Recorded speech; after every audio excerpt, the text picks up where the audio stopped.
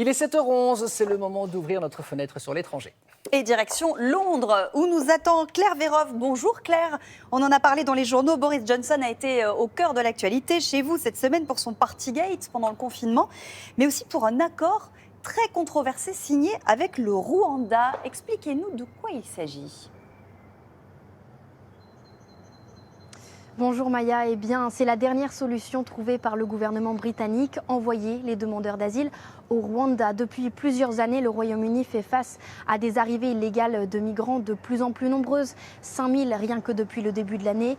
Et pour tenter d'endiguer cette immigration illégale, le gouvernement conservateur de Boris Johnson fait preuve de beaucoup d'originalité.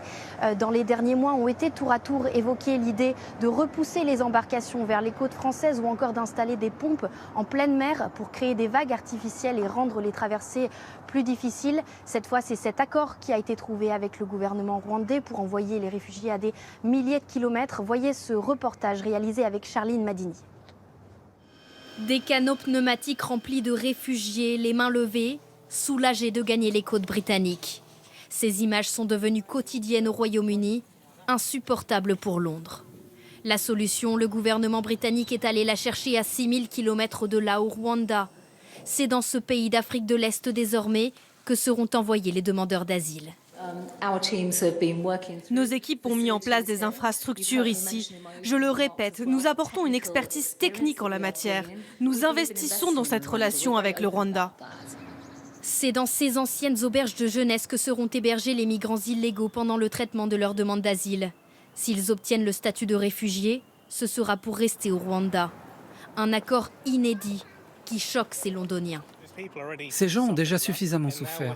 Maintenant, nous les envoyons à des milliers de kilomètres. Ça n'a aucun sens, ni financièrement, ni pour le bien-être de ces personnes qui ont besoin de notre aide.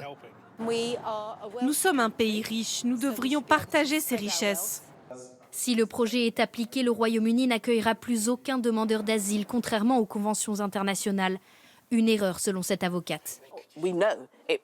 On sait que ce projet va complètement à l'encontre des accords internationaux et je pense que c'est très discriminatoire. Avec cette annonce choc, Londres espère décourager les passages. Ces derniers jours pourtant, des embarcations ont continué de traverser la Manche comme le montrent ces images. Côté français à Calais, des centaines de migrants attendent toujours de rejoindre l'Angleterre. Cet Afghan l'assure, rien ne pourra les en dissuader.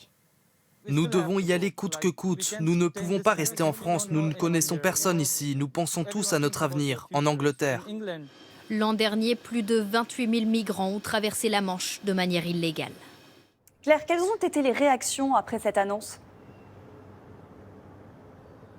Eh bien, ici au Royaume-Uni, le projet est très controversé. Vous l'avez entendu dans le reportage, les Londoniens avec lesquels nous en avons discuté sont pour la plupart offusqués. Et les réticences viennent même du propre camp conservateur de Boris Johnson, puisque plusieurs députés ont mis en doute le coût de cet accord. Plus de 120 millions de livres qui doivent être envoyés au gouvernement rwandais, plus cher que d'héberger les réfugiés au Ritz, a ironisé un conservateur. Alors en tout cas, quel que soit leur parti, les députés s'interrogent. Et si cette annonce choc visait aussi à faire oublier une autre affaire, celle des Partygate, des fêtes organisées par Boris Johnson durant le confinement et pour lesquelles il fait actuellement l'objet de plusieurs enquêtes.